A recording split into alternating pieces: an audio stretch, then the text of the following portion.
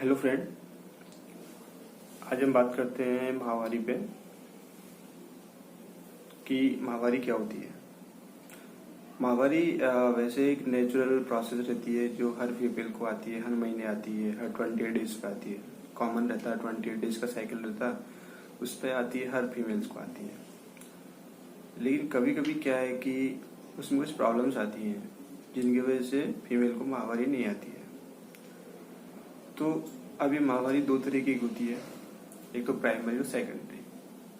Primary उसको बोलते हैं कि यानी कि फीमेल को कभी भी माहवारी हुई नहीं, तो उसको हम प्राइमरी बोलते हैं। और सेकेंडरी उसको बोलते हैं कि फीमेल को माहवारी आना स्टार्ट हो गया लेकिन किसी कारणवश से वो फिर से बंद हो गई, या फिर टाइम से नहीं आती है, दोबारा हर 1 महीने बाद आती है, 2 महीने बाद आती है।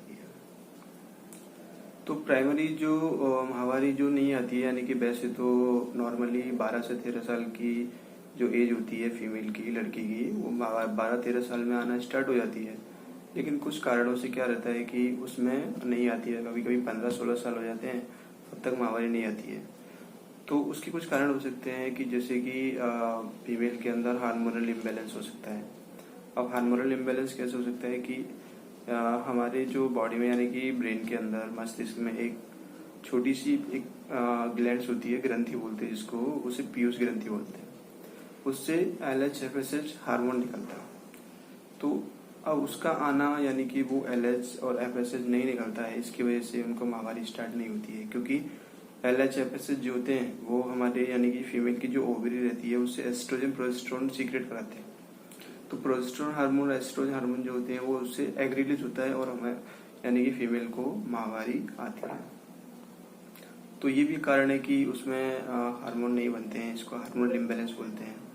दूसरा कारण ये हो सकता है कि फीमेल के अंदर जेनेटिकली, यानी जन्मजात ही यूट्रस नहीं बना है, तो उसके कारण भी ये हो सकता है। अब सेकेंडरी जो सेकेंडरी माहवारी जो एब्सेंस होती है, यानी कि उसमें क्या होता है कि फीमेल को माहवारी तो हर महीने आती है, लेकिन कभी कभी कुछ कारणों से क्या होता है कि फीमेल की माहवारी आना बंद हो जाती है। तो बंद यानी कि महीने में जो डेज रहते हैं, नॉर्मल 20 डेज साइकिल रहती है, उससे ऊपर जाते हैं 10 दिन, 15 दिन, महीने, 2 महीने। ये डिपेंड करता है कि फीमेल को क्या सिम्टम है, क्या कारण है जिसकी वजह से उसको नहीं आती है। तो इसका मुख्य कारण, पहला कारण जो होता है वो होता है प्रेगनेंसी। तो प्रेगनेंसी मुख्य कारण होता है क्योंकि प्रेगनेंसी होते माहवारी आना बंद होना, ये एक उसका लक्षण होता है।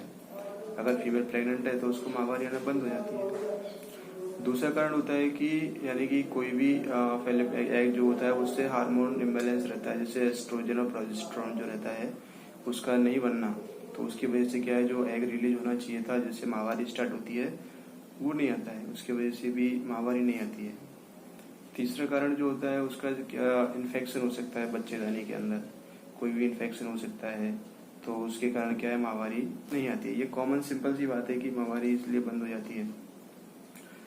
और चौथा कारण जो हो सकता है वो, यानी कि सिस्टेमिक डिसऑर्डर, यानी मेटाबॉलिक यानी कि उसको थायराइड जैसी प्रॉब्लम हो सकती है, डायबिटीज भी हो सकता है।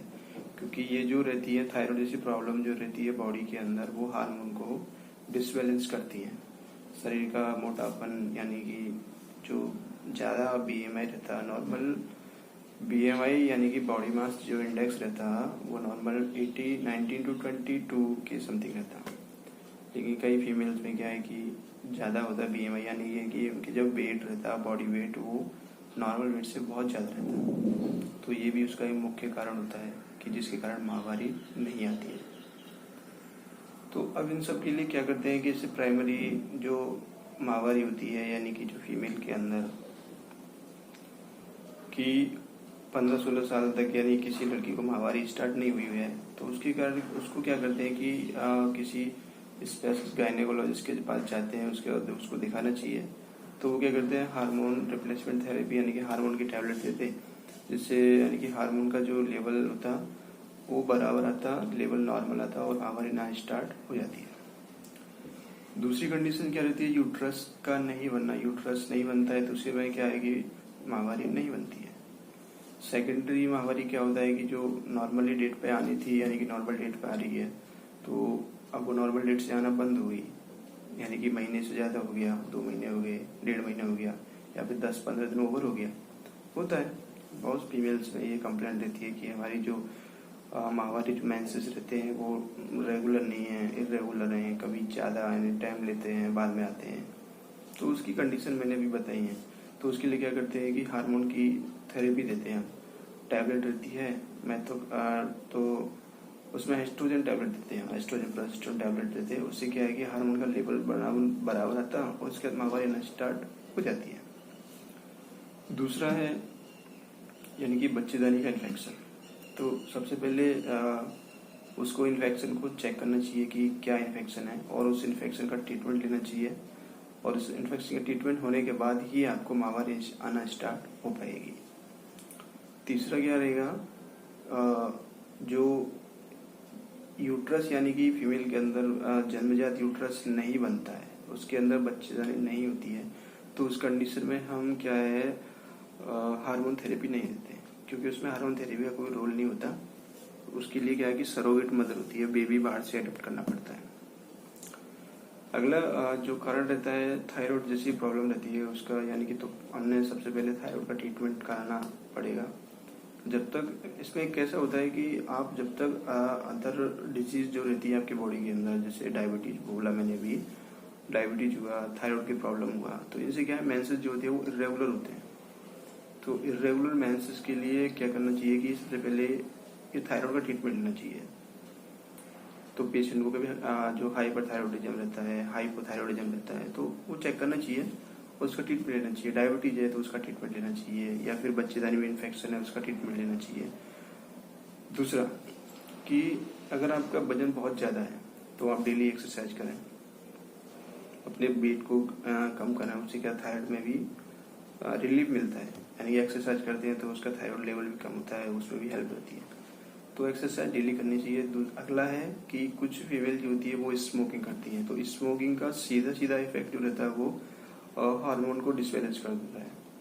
तो स्मोकिंग के और भी एडवर्स इफेक्ट रहते हैं, जैसे कि एक्टोपिक प्रेगनेंसी रहती है। प्रेगनेंसी हो तो जाती है लेकिन क्या है कि वो सही जगह पे एडजस्ट नहीं हो पाती है, माने कि जिस जगह पे प्रेगनेंसी को होना चाहिए वहाँ ना होके वो दूसरी जगह पे जाके प्रेगनेंसी हो जाती है, तो उसमें भी प्रॉब्लम आती है। तो स्मोकिंग जो होती है उनको यानी कि जल्दी से जल्दी स्मोकिंग को छोड़ना चाहिए, कैसेशन ऑफ स्मोकिंग, ठीक है। तो इसके लिए क्या है, डॉक्टर सबसे पहले किसी अच्छे से गायनेकोलॉजिस्ट के पास जाओ, तो वहाँ पे जाके अपना पहले चेकअप कराओ। तो उसमें क्या है, डॉक्टर जो रहता वो ट्रांस वेजाइनल सोनोग्राफी करते।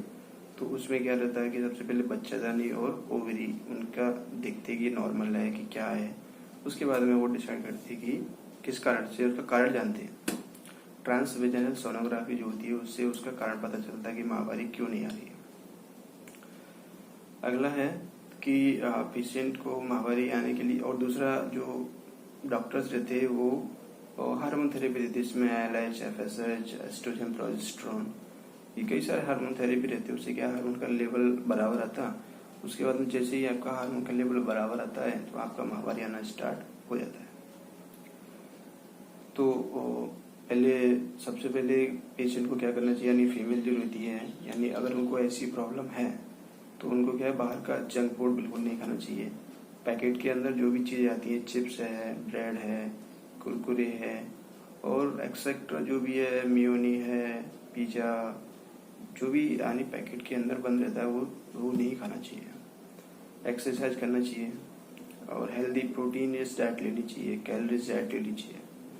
तो नॉर्मली जो कैलोरी रहती है बॉडी के, यानी कि प्रेगनेंसी में 2700 उतनी कैलोरी उसके हिसाब से उसको लेना चाहिए। प्रोटीन भी बॉडी के वेट के हिसाब से लेना चाहिए और स्मोकिंग वगैरह सब बंद करना चाहिए।